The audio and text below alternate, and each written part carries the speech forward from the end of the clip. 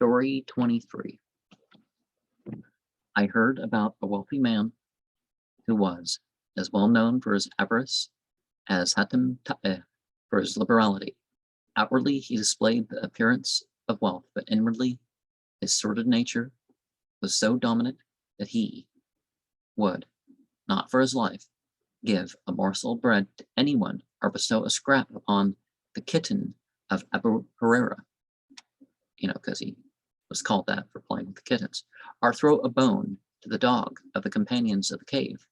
In short, no one had seen the door of his house open or his table doth spread. The dervish got nothing of his food except the smell. The fowl picked up the crumbs after his bread dinner. I heard that he was sailing in the Mediterranean with the pride of Pharaoh in his head, according to the words of the Most High, until drowning overtook him, when all of a sudden the contrary wind befell the ship, as it is said, "What can thy heart do to thy distressed nature? For the wind is not fair." It is not at all times suitable for a ship. He uplifted the hands of supplication and began to lament in vain. But Allah, the Most High, has commanded, when they set sail in a ship, they call upon Allah, sincerely exhibiting unto him their religion. Of what use is the hand of supplication to a needy worshiper, which is uplifted to God in the time of prayer, but in the armpit in the time of bounty? Bestow comfort with gold and with silver, and thereby also profit thyself. As this house of thine will remain, build it with a silver and a gold brick. It is narrated that he had poor relations in Egypt who became rich by the remainder of his wealth, tearing up their old clothes and cutting new ones of silk and of demiari.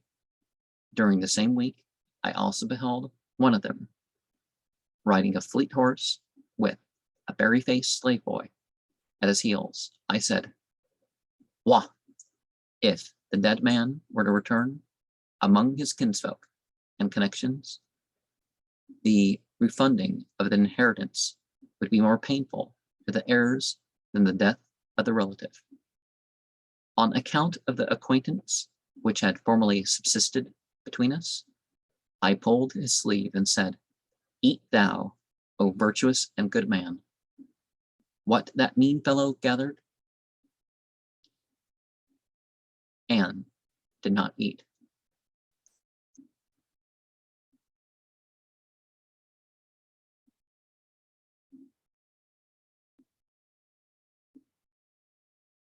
And a lot of that's the case, right?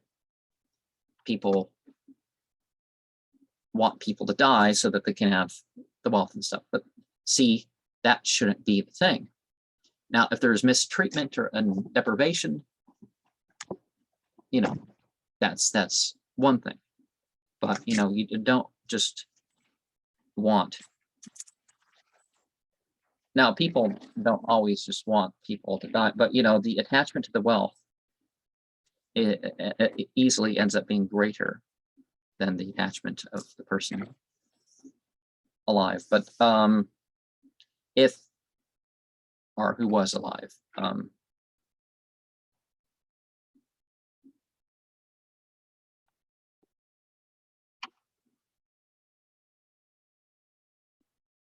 but if it's good, if it's good provision you're getting, don't worry about whether the person was unkind or whatever. Just do it.